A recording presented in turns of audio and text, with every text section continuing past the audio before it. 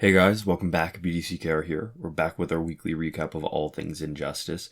This is for the week of June 27th, 2024. The current character challenge is Mortal Kombat X Scorpion. That is a 1 week repeat. The required characters for that are Cyborg, Solomon Grundy, and Catwoman, who you can all get at bronze tier. So really easy for newer players. Your limitation is going to be sort of your level and how many golds you have to actually like play the fights out, but it's not going to be the whether or not you have the characters. Right. His passive is, I was looking at Catwoman, his passive is Reborn Spectre, which is reaching 200% damage on a special attack, makes its damage over time automatically crit, and you also get a bonus 8% health per promotion. He's got 1,200 attack, 1,100 health, and was last available on the 20th of February, 2020. And we recently reviewed him in our Q&A on April the 30th, 2024. Yeah. So we'll rehash some of that. His stats among the Mortal Kombat, or I guess, among the Mortal Kombat Scorpion, he's not as good. He's in between the Classic and the Mortal Kombat Scorpion in terms of stats. So he's sort of in the middle, but he's got some things going for him and some other things that aren't quite as nice. His special 2 damage is reduced by half due to the damage over time effect. Which ain't great, because in the current meta, when you really want to take advantage of a character, it's Tensi Totem, Master's Death Cart, Special 2. Yeah. Tap Combo Ender has damage over time that's not actually mentioned anywhere in his stats. It has Fire. Swipe Combo, it's only 2 hits. And normally that's not a problem. There's other characters that have 2 hit swipe combos like Doomsday Prime, Shazam Prime. But what's bad about Mortal Kombat X Scorpion is that the damage of the 2 hits is only 4% and 4%, instead of, I think, Shazam might be like 4 and 8. So they have a boosted damage on one of the hits to make up for fewer hits. Yeah. So instead of doing what should be 12% on a swipe combo, he's only 8% damage. Yeah, he only does 2/3 as much. Yeah. Now the tap combo with the Ender does the same amount. It does as much damage, plus damage over time. So it's a good argument. Whereas, is that more? Actually, it should be more, right? So instead of 4 and 4, it's like 3, 3, and then 3, 3, 3. Or is it 2, 2, 2? Sorry, 2, 2, 2, and then 3. That's 6, 9. So you're actually doing more, marginally, and you're getting damage over time. So that's a good argument for never doing the swipe combo. That's true. Really.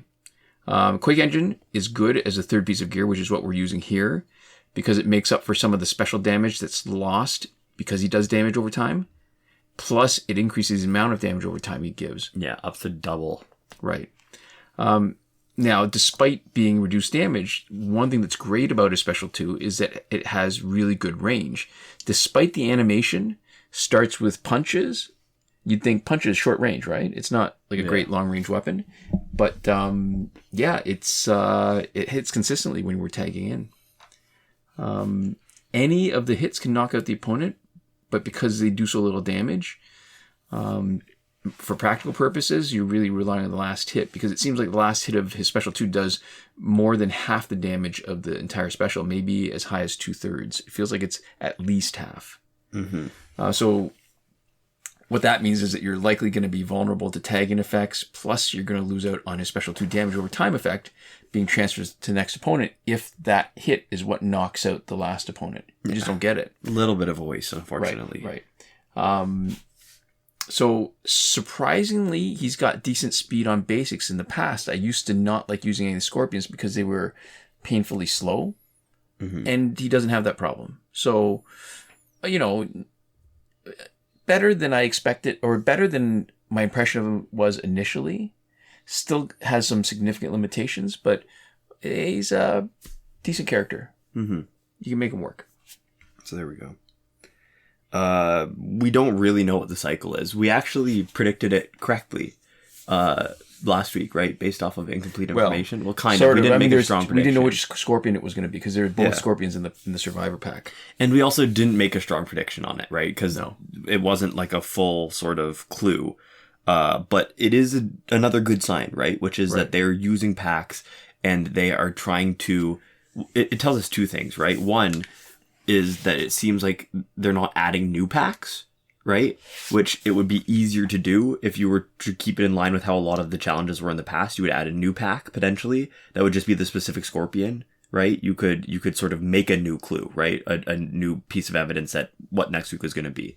But it does show that they are making some effort to sort of cue it up. It's hard to say if it's meant to be a hint or if it's meant to be more just like a sneak preview that you can get or what, right? Well, the key really is, the most important stuff is they are still alternating the old cycle with one of the Lost Challenge characters. Yeah.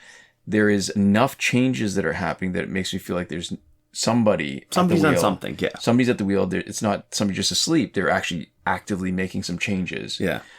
So we have a good chance of seeing people come back. I mean, this is week 9 since the end of that 4-year repeating cycle of the brand new cycle. Mm-hmm. We're completely in uncharted territory. There's still 18 missing challenge characters, but we expect next week to be Arkham Knight Batgirl. Right. Based off of the pattern. It's basically been alternating, and we got the good Lost Challenge character now. So next week is back to the old cycle. And we'll see if 2 weeks from now, or I guess a week from now, we'll have a good hint on who's going to come up next or not. Right.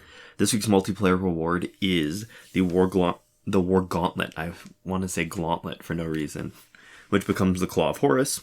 And its effect is on tagging, the opponent receives damage equal to 10% of his health. When an opponent tags in, all damage to that opponent increases by 10%, stacks 3 times, and resets on player tag out. And the evolved ability, which is on special 1, there's a 75% chance to disable 1 random gear of the opponent till opponent tags out. Right. It's last available on the 23rd of November 2023. We're more than 3 years into this pattern. There is nothing missing from it. It's a 31 reward sequence. So we get it, one and a bit a year. Next week, we expect to see Tantu Totem. I guess more than 1.5 cycles a year. Right. But Tantu Totem will be up next, which is, if you don't have it, huge. One of the most important ones to get. I say it's probably the most. Non-controversially, it's the most important. Yeah. All right, so tagging damage 10%. It's decent. It's not great. Even 25% from Cassandra Cain Batgirl is good, but not game-changing.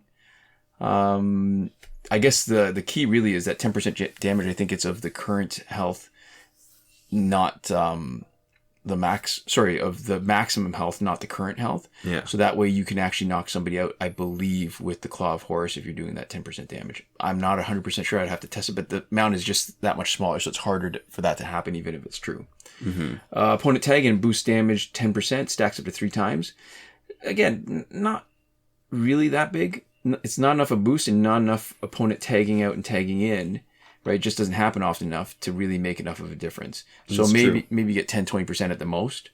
The problem is that it's contingent on the enemy doing something, right, on you not doing something, not right, swapping out. Right. And there are other things for basically whatever you want that you can get a higher % damage right, buff on, right? With maybe the exception of like some gear gives you like lower damage on specials, but like with most maxed out gears, you're going to be able to get basically whatever you want out of this with no behavioral change. I mean, on the plus side, it's just damage, right? It's not necessarily... it's not limited to one type. Right. Yeah, that's true. So that's good. And you really get a sense of how limited it is. So let's say you used it with Antimatter Sinestro with his passive and used a special one to force out the opponent and they tag over and over again, right? Stacking maximum 30% is enough, and that's really only if he had 3 bars of power to do it. Yeah. Which is a waste of his 3 bars of power, I think, if you're just going to do that over and over. Disabling gear on special 1 is that single ability that makes this such an important gear because it works even if the opponent blocks, even against Astro Harness's vulnerability. It does not have to hit. It does not have to be unblocked. It just, anytime you do it, there's a chance. Mm-hmm. And you can leverage that effect by using characters that can trigger multiple gear effects, like Batman Special 1, any non-prime Batgirl, or you can use gears that multiply the effect. So with Enchantress, right, where the Flying Skulls fly in after special, they can each potentially trigger the gear effect if you have a second bar of power to not immediately, but time it just right to do another special 1 with the Skulls landing. Mm-hmm. Or you could use it with Master's Death Cart on your second tag in where Master's Death Cart hits work like the Enchantress Skulls and can give you the gear effect multiple times. again, if you time your special 1 properly with the Master's Death card. And so that could let you basically strip the opponent's gears completely with either 1 or 2 bars of power. Mm-hmm. So,